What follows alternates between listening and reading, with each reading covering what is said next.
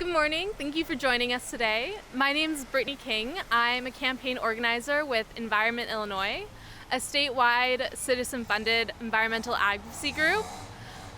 Today we're here to release the results of a new survey that shows consumer attitudes about here in Illinois and across the country about how the food that they buy impacts the environment.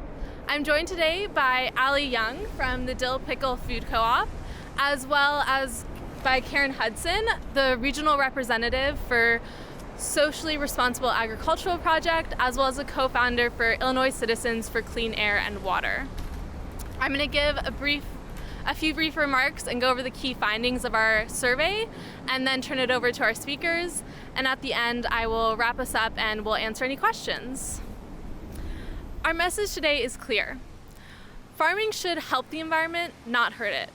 Yet pollution from factory farms too often fouls our rivers, bays, and streams, and our survey shows that consumers want that to change. From creating massive amounts of manure to overutilizing fertilizers and pesticides, large corporate agribusinesses are exacting a toll on waterways across the country. According to the U.S. Environmental Protection Agency, pollution from corporate agribusiness has resulted in the impairment of over 100,000 miles of rivers and streams across the country. We surveyed shoppers outside a variety of stores here in Chicago, as well as across dozens of stores throughout the country, and collected over 1,000 surveys.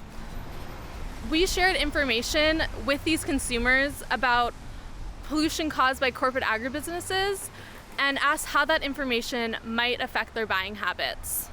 We found that here and across the country, consumers clearly want the food they buy to be grown and raised in a responsible manner.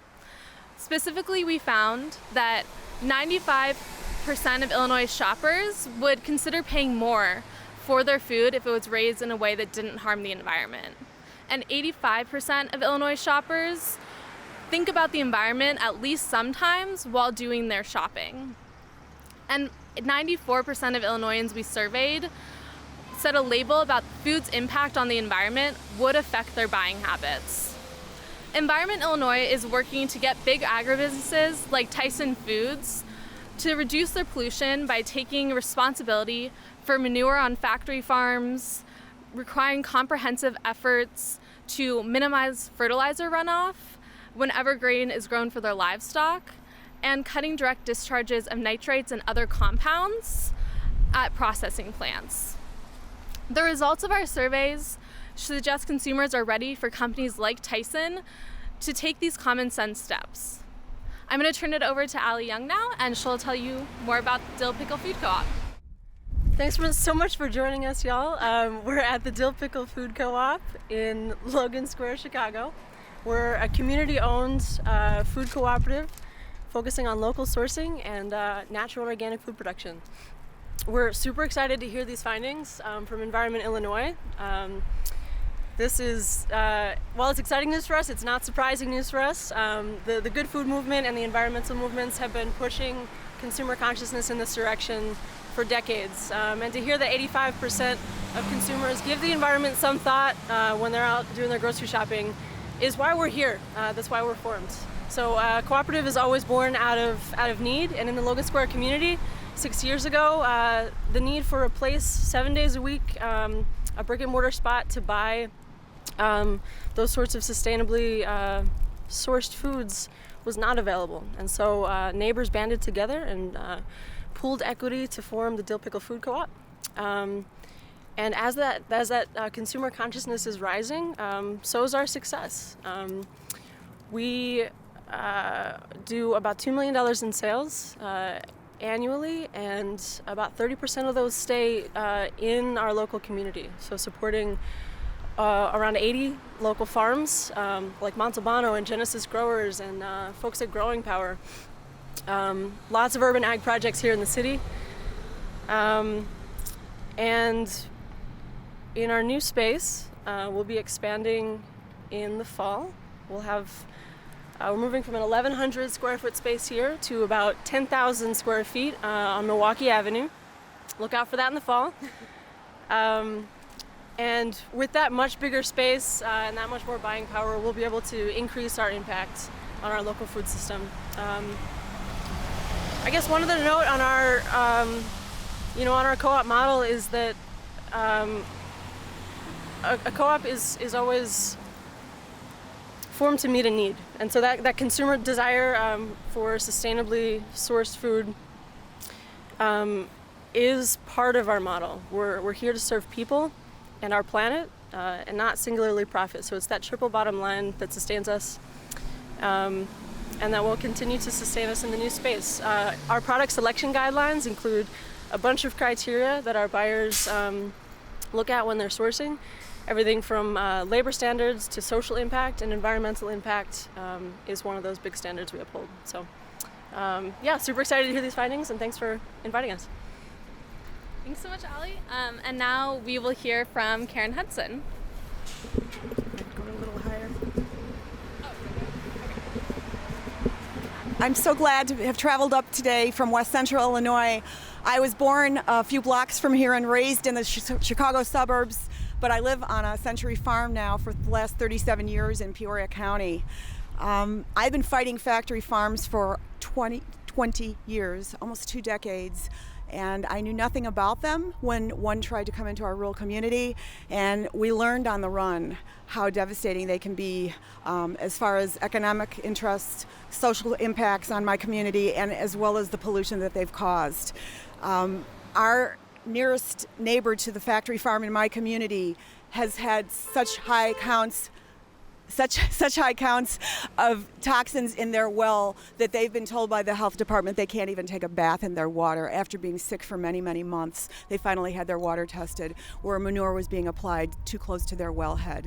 Our laws in Illinois are pretty loose. They're so big that you could drive a manure truck through them, and that's what we always say. We're working to get stricter regulations, and I'm very concerned about where our food comes from, and I'm trying to connect people in Chicago with people down south of I-80 and farmers in communities like us where we're actually fighting factory farms. ICCAW has worked in over 30 or 35 counties helping people fight factory farms.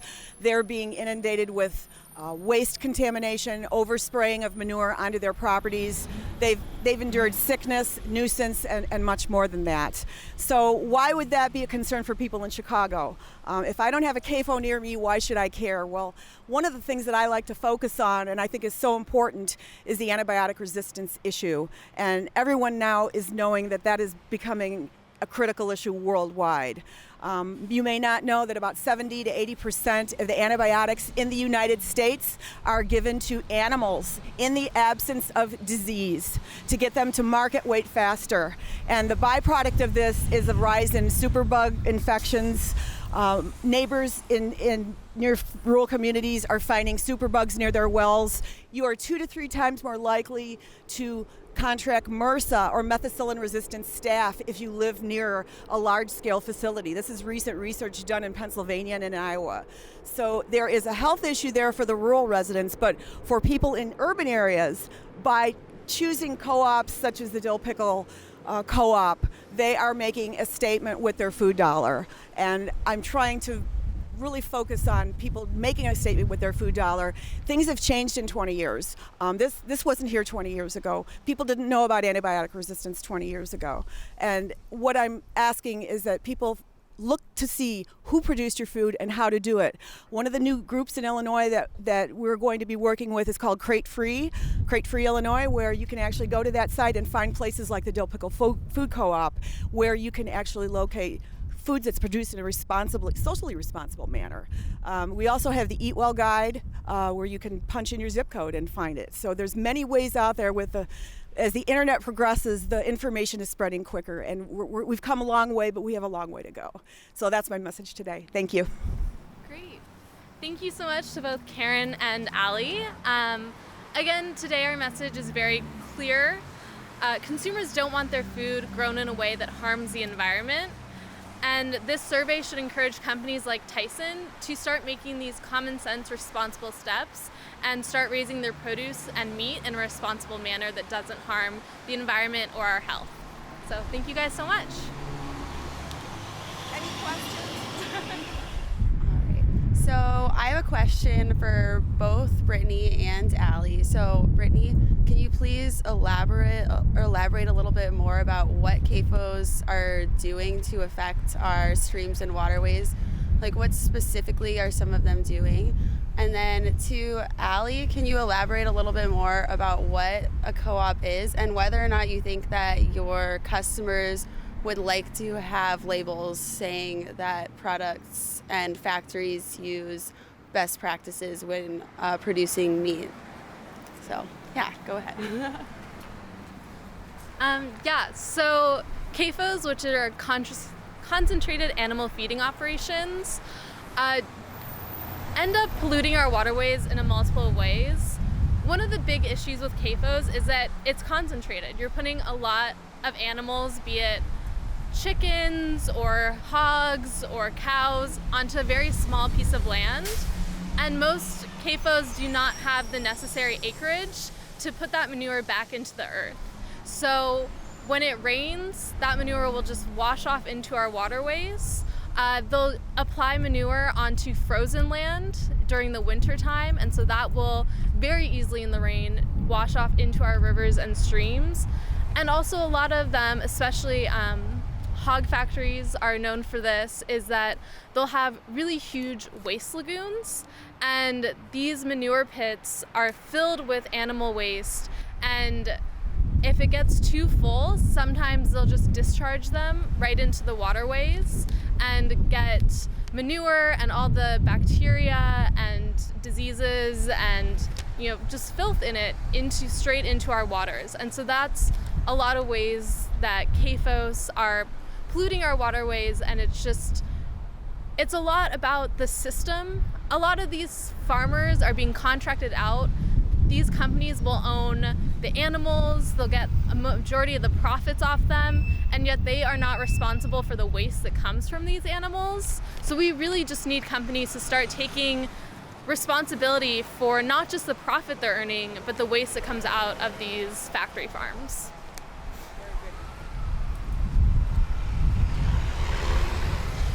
Both awesome questions. So a food cooperative is a grocery store owned by the people who shop there. And in our case, the Dill Pickle Food Co-op is open to the public. And the public makes up about 50% of our customer base at this moment. So again, we're owned by 1,800 community members. All those people pool their resources to give us the operating capital that we need. So that's based on an equity system. You purchase a share of equity. And with that comes voting rights. You vote for our board of directors. You have access to discounts in the store. And you can participate in our hands-on owner program. So you can get a little more actively involved in what we do and earn an additional discount. So that's the basic model of a co-op. Again, accountable to the community instead of corporate profit elsewhere. So as far as the labeling question, we aim to be super transparent about everything that's on our shelves. And a lot of the foundation of this store is built upon a set of product selection guidelines that speaks to sustainable sourcing. So people trust that when they walk in the door, we're meeting those expectations of high quality sourcing, best practices, lowest/best environmental impact possible. We work with Jake's Country Meats, we work with Heartland Meats, we work with Sitka Salmon Shares, we work with lots of, as far as meat production goes, local folks who are raising their animals in ways that we trust. And across the store, to just elaborate a little more on labeling, our entire produce department is organic, or some of our fruits are integrated pest management, grown, IPM grown, and the rest of what's on our shelves will either be labeled clearly whether or not it's organic, or the practice that it was grown and harvested using.